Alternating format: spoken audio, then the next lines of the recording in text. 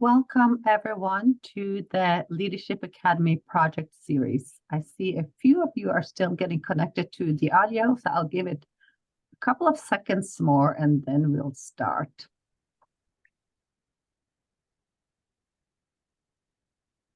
I'm happy for all of you who have logged in today. My name is Monica Dreyer-Rossi and I am the program manager for the Leadership Academy.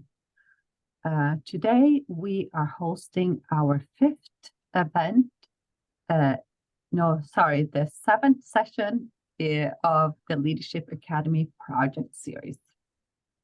Next slide, please. So this is a picture of the American Indian and Alaska Native Leadership Academy Cohort 3. The Leadership Academy is a one-year program for behavioral health professionals working in Native communities. It is a mentor-mentee program focusing on peer connections, networking, and development of leadership skills.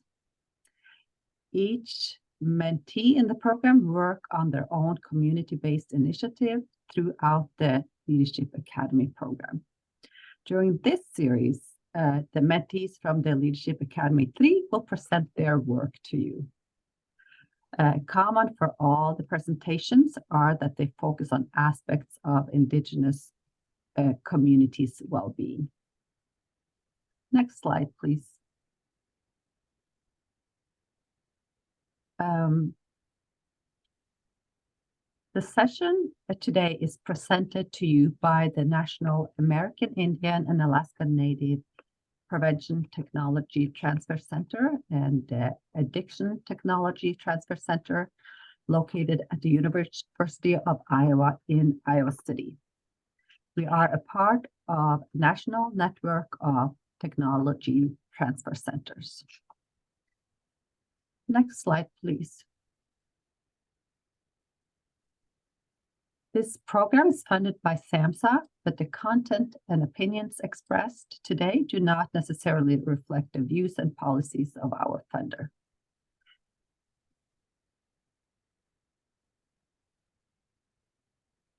Let's see, a couple of housekeeping items here. Oh, can we go back one slide, please? Yes. Yeah, thank you.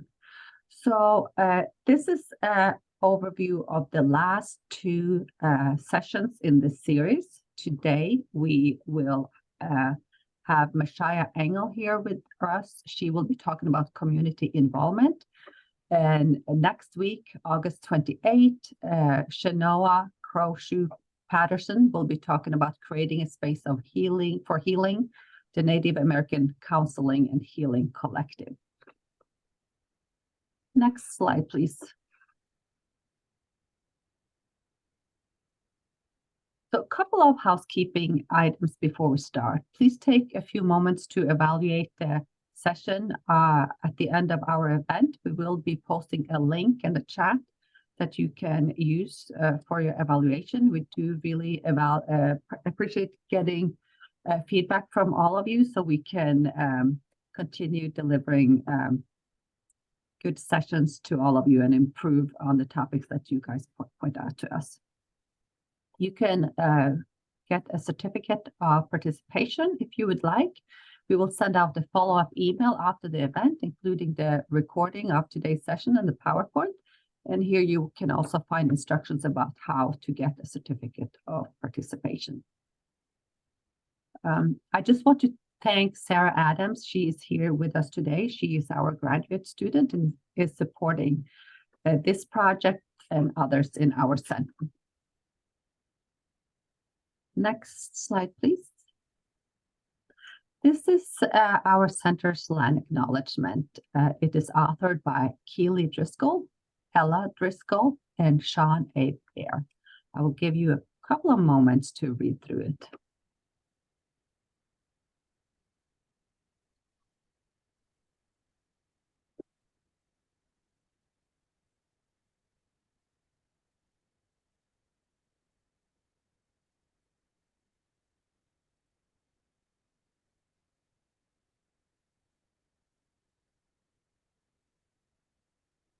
Thank you for taking the time to look at our land acknowledgement. And with that, I want to welcome Mashaya Engel, who is here to talk to us today. Mashaya is a member of the Hunkpati Dakota Oyate of Crow Creek in South Dakota. She recently graduated with a master's degree from USC Sandwork Peak School of Social Work. Congratulations, Mashaya. And she is also a certified instructor for adult and youth mental health first aid. Welcome. I'm so glad you are here to talk to us today, Mashaya. Welcome. Okay, thank you, Monica. So for my presentation and what my project was during my time during the Leadership Academy was community involvement. An overview was that from 2017 through 2021, I worked under 2 federal grants, the Suicide Prevention and Domestic Violence Prevention grants. Within our grant, which was under Indian Health Service, we hosted activities, different trainings and like community activities and family involvement. A lot of it was culturally implemented along with contemporary based activities. An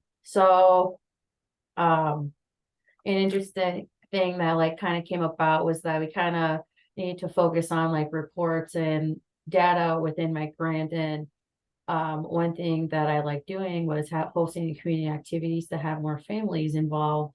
And I enjoyed seeing and focusing what if the activities did make an impact on the community and helping to reduce some of the disparities within my community. And the reason I focused with community involvement too is when hosting activities throughout the past few years under the grant, I always noticed that there's little turnout for adults participating, and we had good numbers of children coming to our events.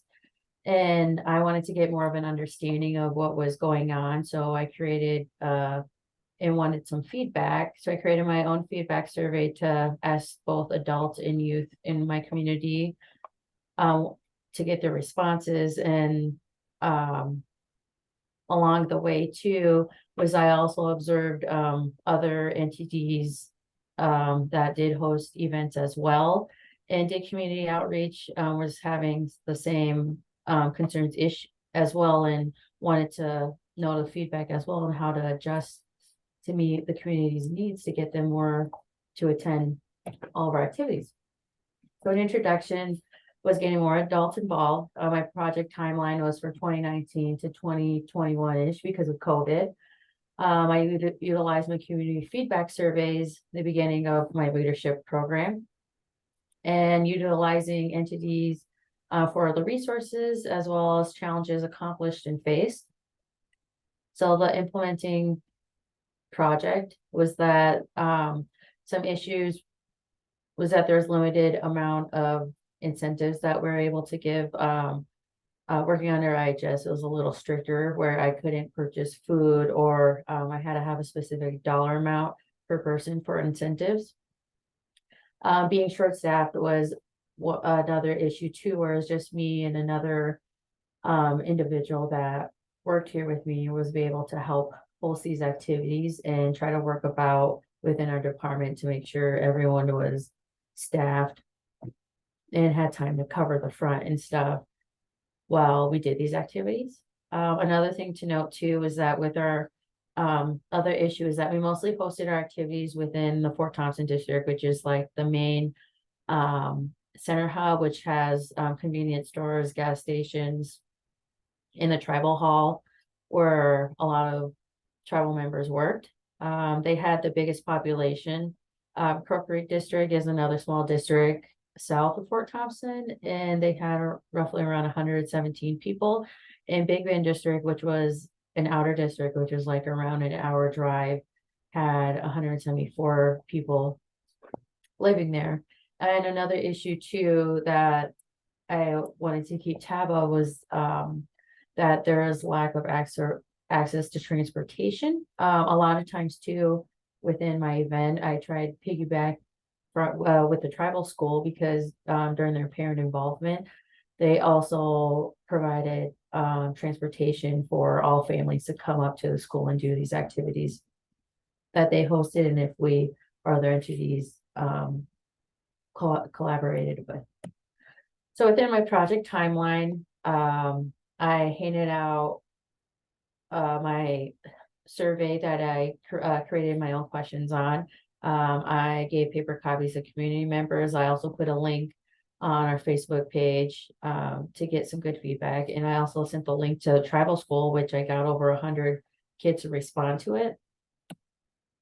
February, I collected the data, I analyzed it, and started implementing what I needed to work on, such as advertisement and better incentives. And in March, I started recording more and focusing more to see if more adults were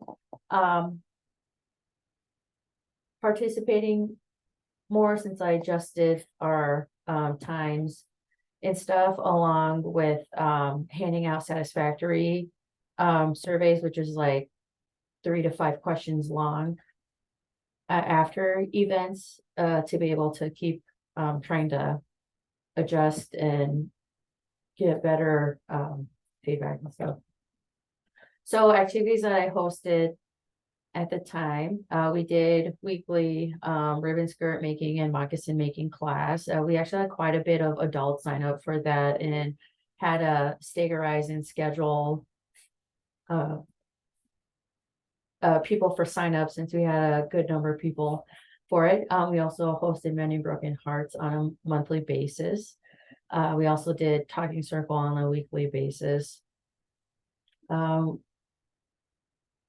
also did Healthy Relationships when needed, reading to the Head Start. We read culturally based books, and we also had family-friendly movie nights.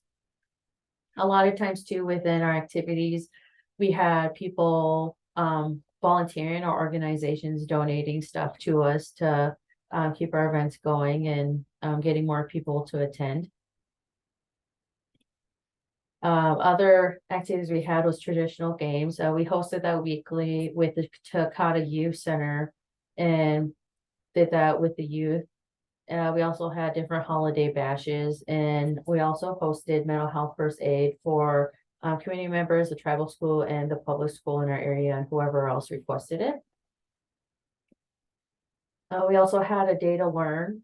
We collaborated with the school and had 3 of them at the time, and we focused on different topics that we thought was appropriate and needed for our youth to talk about and to learn from. We also had Hukati Hochoka Agdi monthly meetings as well to brainstorm and come up with new activities for our community, and other entities and community members can participate and be more involved with doing these activities. We also did monthly educational sessions in our community, and we also hosted young women's youth leadership camps, and we hosted for direction walk, as well as a walk to remember for suicide awareness. And for networking, I collaborated with a lot of agencies during that time, and still continue to collaborate with them for our other future events that we host annually, such as the Tribal Court, ICWA, Housing, our Tribal Council, Native Hope, South Dakota State University Extension, our community members, Wichoni Wawokia, Project Safe, BIA Social Services, our state social services, Head Start, the Tribal School in Great Plains.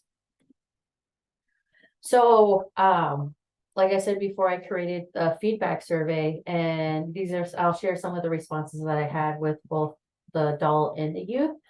So I asked how they heard about our community events, because oftentimes a lot of our people in our community don't have access to social media all the time or have phones.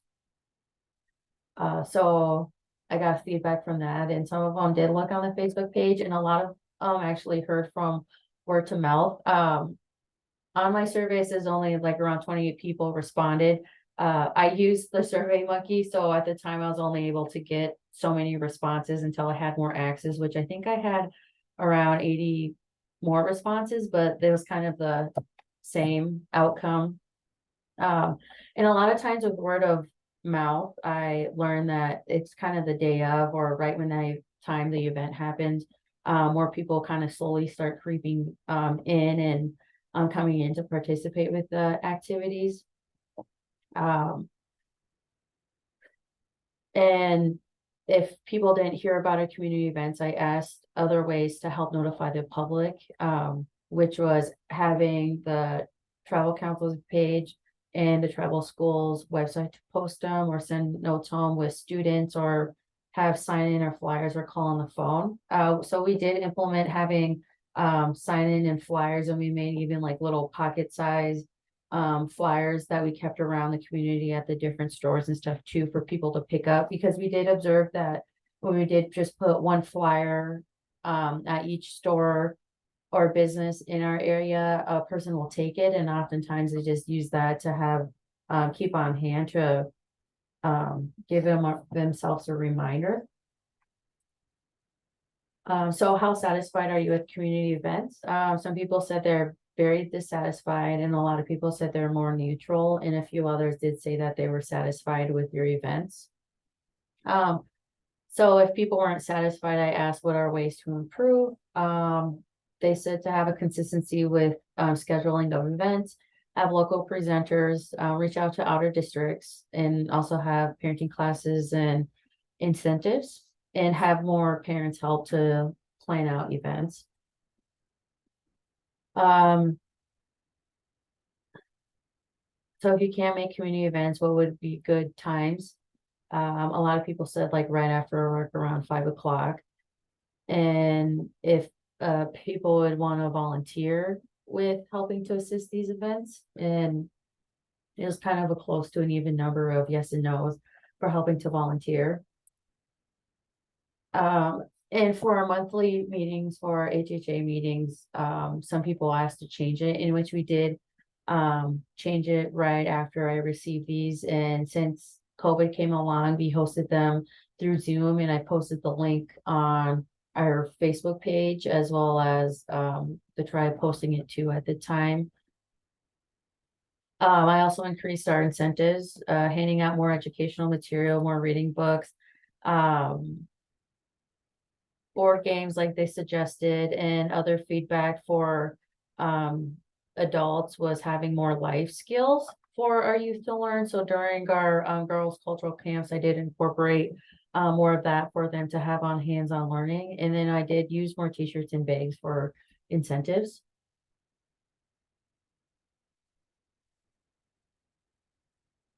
And then this was kind of an idea to see if we can kick off with a new activity at the time, because COVID was kind of starting to come in, and to see if like parents would be more interested or adults being more interested in support group that focus on mental health.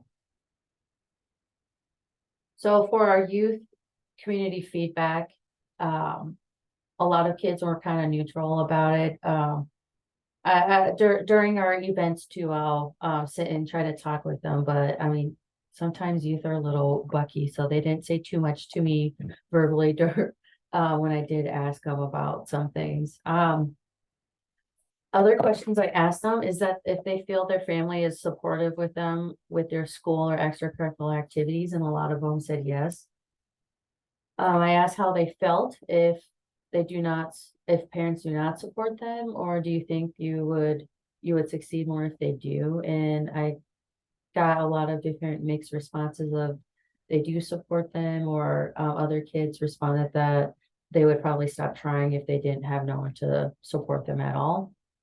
I also asked if we were to have more community activities involving family time, what activities would they prefer? So a lot of them like more hands-on stuff like games or exercise. I also asked if it bothered youth if the community supports only specific events and favors one or the other. And it was still kind of a good even amount of responses of yeses and nos. And I also added our children are sacred, or they say children are sacred in our teachings. And do you think adults are putting the effort into supporting this? And a lot of the kids said no, and some of them said yes. And what makes you think family members would not want to go with you to community events? And some said, I don't know. Other people said, or other youth said that parents are probably using drugs or alcohol, or that they prefer to have their own alone time away from the kids.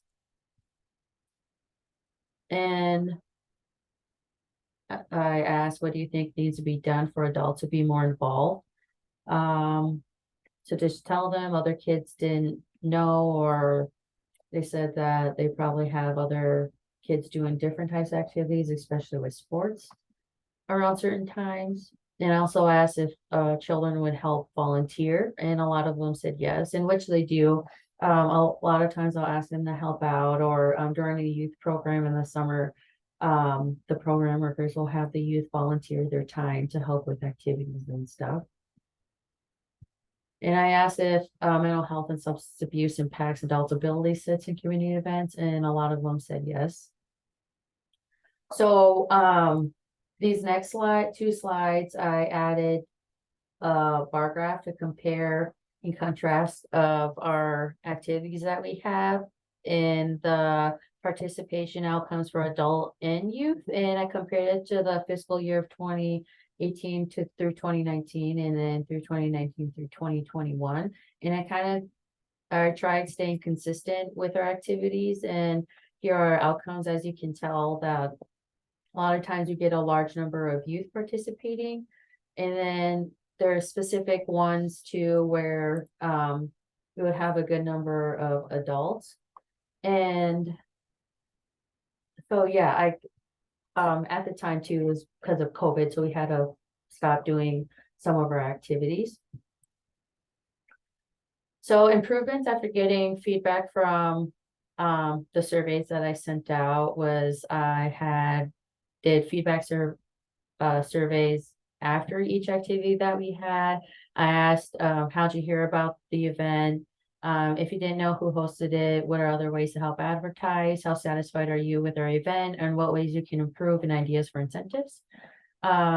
Even with incentives, I found certain programs can donate certain things and ways to ask for help, or get them to be more involved. We also changed up our advertisement. When COVID started, we started doing monthly newsletters from our behavioral health department to send out to community members to help give them education while they're going through COVID, as well as posting like other advertisement and other support that they can utilize. We also put flyers within the providers over at the main clinic and the exam rooms, and asked more of the entities around to share and post our flyers. And around the time from around 2019, Tribal Council actually made an agreement with the court that if those who are court ordered have to pay off fines, they can either attend certain events like Many Broken Hearts or help volunteer. They can knock off their fees if they do so many hours of work. I also noticed during observation of getting more adults involved, if there's more cultural activities as well, and that if Tribal Council helps show supportive activities, that people will start coming more. For improvements, problems that were met was some events we just contacted district representatives and handed them some like incentives and other activities that they can host within their community to do those events. And then other ongoing issues was COVID and being short-staffed.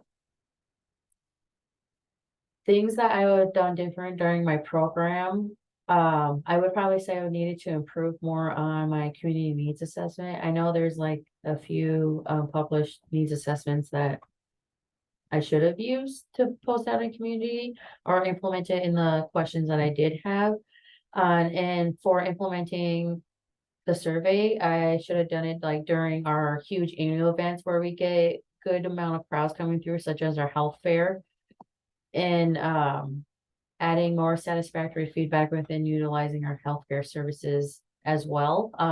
Because oftentimes when we used hosted our events, we wanted to build more rapport and advocate within mental health to get more people to feel more comfortable coming to our behavioral health department to get those services. And also ask more clients to utilize our, yeah, that's what I just said. And we also asked our clients to, if they want to be put on our mailing list to get newsletters for more up to dates and stuff. So conclusion was that there's slow improvement within adults participating in events and making those changes to help and be there for family activities. Okay, you probably feel like I rushed through that. So. Does anyone have a question? Thank you, Mashaya. That will give us much more time for questions and comments, and maybe someone wants to share what they have done in their own communities. You can just raise your hand and mute yourself if you have questions, or you can post them in the chat here. I don't really have a question per se, but I do know that with planning community events on our small reservation, I do sometimes actually have to go out and like hand flyers out door to door. Yeah. Otherwise, I have no clue how many people are going to show up because I'll have like 3 RSVPs and then 60 people will show up. Or, you know, you might have 3 people who show up to the whole event and then everybody says they didn't hear about it. So Yeah. I feel for you with that one. It's hard. It's really, really hard to get any information about like how many people are actually going to be there at your event.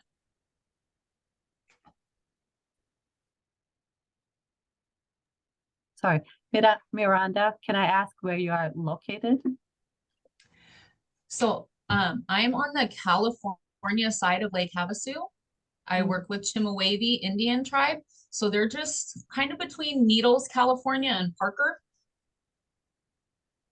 Thank you.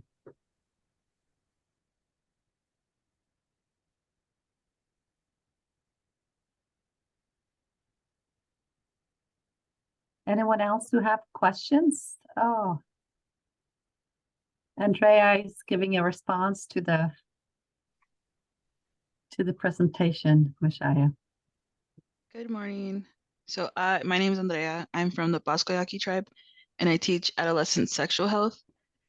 So one of our struggles is outreach for sure. And I like how you do the surveys and community need assessments. Like that's awesome. But just like, I don't know, any tips on how to like, because I feel like we do like the outreach like door to door and surveys for the larger events, but I don't know, like, how do we get more people? I don't know if it's like the topic itself, because it is like adolescent sexual health. Yeah, I agree. I guess one way too, because like our grant really focused on like a wide range of like the age group, and I do kind of like working with like teenagers because they're kind of like transitioning to being in adulthood and stuff. So I did try like stepping my foot more at the school, and the school was pretty flexible with us setting like specific times. And I know too, some of the other entities did go up to the school and ask to like schedule on a weekly basis at a specific like class period to get like so many kids in as well. Oftentimes too, I like volunteered and helped out a lot with other entities programs that they had, or they came in to help me with events. So I did the first time I did the youth camp, I was like really nervous because I haven't been back home because I was away from college for a while, and so I wasn't too familiar with certain people. So some of the other entities from the other programs like knew like some of the other like parents and stuff, and texting them being like, this is going on right now, bring your kid right like right here, and then we'll like wait like so many minutes before we start. And that's exactly what happened. And so when I started being more consistent like that, I had like the same exact like girls coming consistently each time I hosted these events and stuff, and it brought in a few more girls, so they brought their friends every once in a while, but it's hard getting them to come in. Mashaya, how did you, I don't think I got the beginning. How did you get them last minute? Did you have everyone's phone number so you could send them a text and say, hey, the event is starting in 2 hours, please come? Yes, so I kind of learned in my community, everyone goes to Facebook. So like I would ask like a lot of my other community members like, hey, share this, or like if someone had their phone number, they would call them real quick and like tell them to come. But yeah, and a lot of times too, like I said, like with word of mouth is that I forgot to add was when I adjusted the community activities. I guess for an example was when we did the pumpkin bash a few years ago. I did from like 5 to 8 o'clock window slots, and I noticed that when word of mouth spread, like around the last hour, I had more of an influx of people coming in because I gave them more of a wait period to have them get a chance to stop by.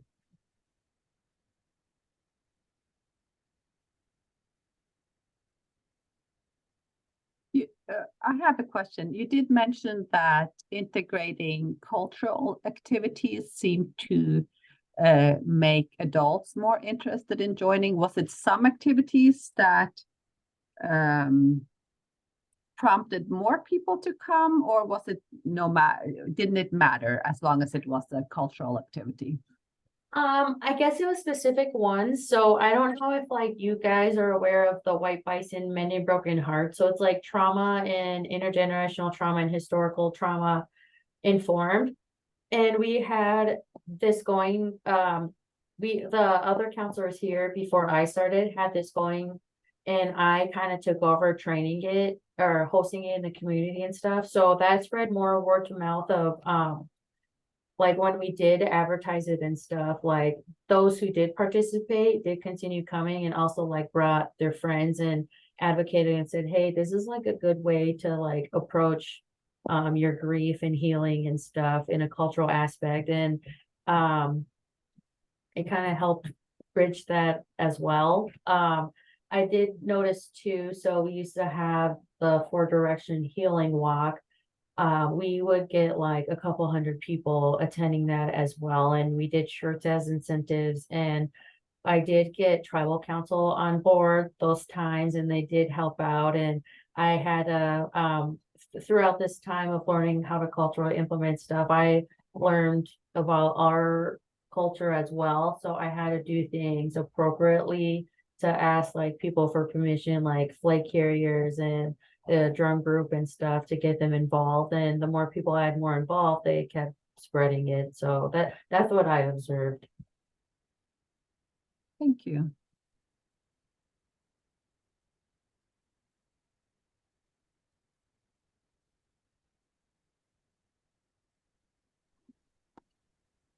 Does any of the attendees here today want to share what has worked in their communities to engage people and make them show up and be part of events? Andrea. Good morning. This is Andrea from Hopi Behavior Health. We're located in the northeast corner of Arizona. The Hopi Reservation has about 5,000 population. What I've noticed with our events that we host, some of the larger ones with adult participation, it's the same trends. It's word of mouth. When we do a lot of marketing ahead of time, people forget. Yeah. But if we spend a lot of time marketing the week of, we seem to have better turnout. I also noticed you had mentioned that you assisted other programs with their implementing their programming events. That I think the relationship building is really significant. So when you're helping other programs, the other programs start to support your efforts, and they also help with marketing. And the larger attendance that I've had at some of our events, a lot of them were a result of me having some type of connection or interaction with the participants previously, Mhm. and then they brought more people over. The other thing I notice is we have very limited options for large spaces, but if they're removed from the community and it requires transportation to get there, they have poor turnout. Some of the events we've had in the community, which has to be outside because there's no like I guess space to have it inside, but those have had the largest attendees when they were held outside. They were right in the middle of the community, so people, could hear the speakers, or if we had music going, they'd come over to check out what was going on. And then people, heard that we had hot dogs. And that was just like same day. They found out what was going on. Those had the largest attendees. So thank you. Yeah, thank you.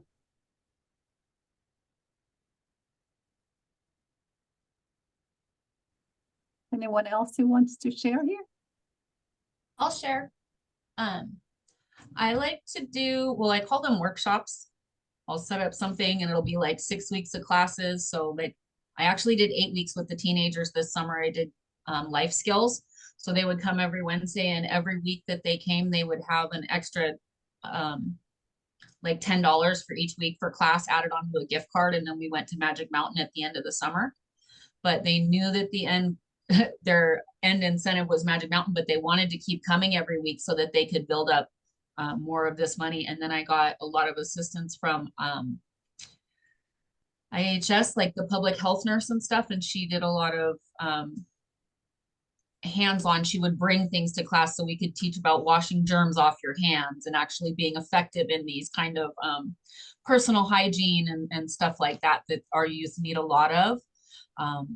So I did find that having something that was more like session, like it continues happening over a certain amount of time, was much more effective. They just knew they had to be there every Wednesday at 10 o'clock in the morning, and that was it. And that's usually the way that I get the buy-in from the youth most of the time.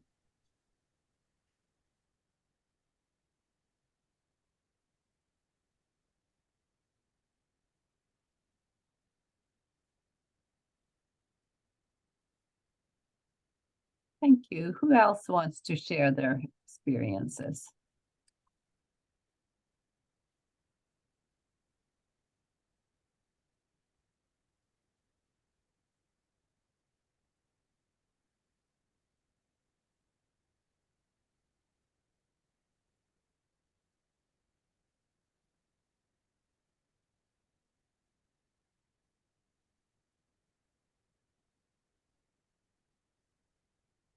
Well, I'm waiting to see if anyone else wants to share or have comments, suggestions, or questions for Mashaya. I'm posting in the chat the previous recordings or the previous presentations in this series. If anyone wants to check them out, you can find them on our YouTube channel.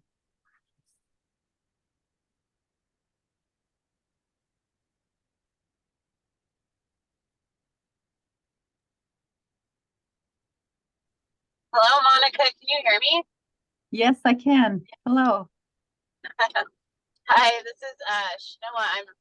I'm driving, but I'm hands-free, so I just want to make sure that you all know I'm safely having a conversation. But I had a presentation. She talked.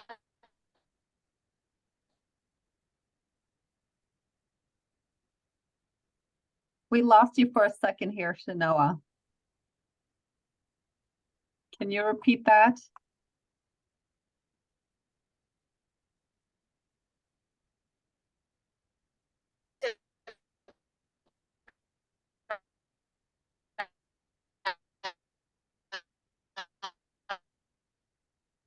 Oh, you're still cutting out, Shanoa.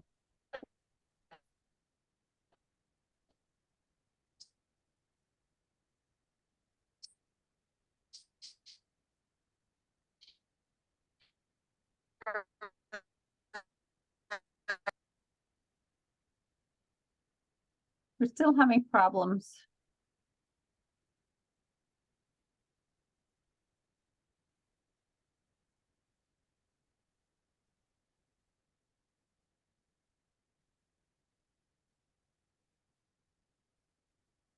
The person you heard talking for a little bit, she will be with us next Monday.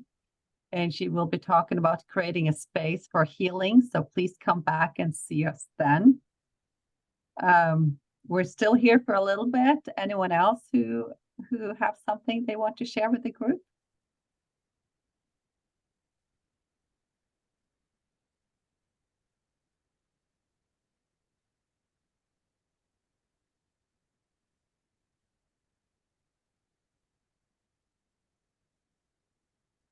Are some of the participants part of like the new leadership cohort or? Say that again, Mashaya, please. Oh, sorry, like some of like the participants, like part of the new like leadership cohort of being the mentees. Again, I'm not sure what you're. Like some of the participants, like right now, are they part of like, are they the new mentees for the program? No.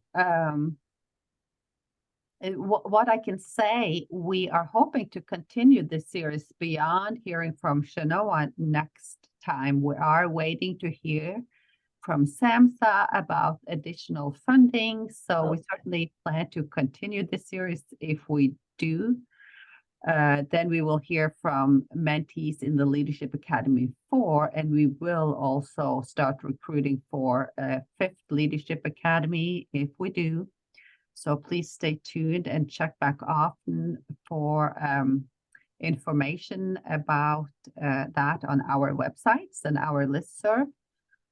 I don't see anyone here in the group today who, besides Radar from the Leadership Academy.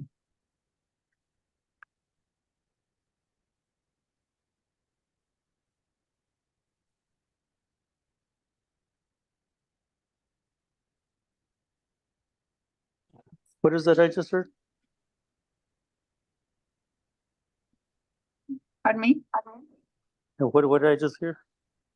I just said that Mashaya asked if anyone else from the Leadership Academy was on here, any of the mentees, but I did say we do have Radar here today. He is one of the mentors in the Leadership Academy 3 and 4. Okay. Always good to see you here, Ray. Well, I enjoy the presentations and try to make as many as I can. Really good job. Thank you very much for sharing your knowledge and experiences. Yeah, thanks for being here today. Yeah. Shanoa, I just want to check in with you and see if you, okay. Here she is posting her question in the chat. She's wondering if was with the survey responses, is there any additional follow-up to help parents if they aren't attending due to addiction or substance use? So during the past few years, during the Leadership Academy, we did go to the CPT, the Child Protection Team meetings and stuff to get like insight of like any questions or concerns and stuff regarding parents that were having trouble like participating to parenting classes or other types of educational things, or even like try to get them to come here for substance use or mental health counseling and stuff. But that is a good question to try to follow up about adding in or talking to other adults of how we can help those parents who are struggling from addiction.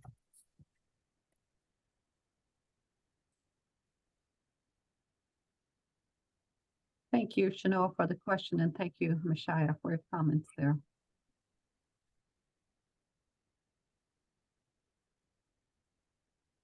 Again, I posted the survey link in the chat. Please take the time to give us some feedback on our event today. We appreciate any comments from you guys. And thank you for listening.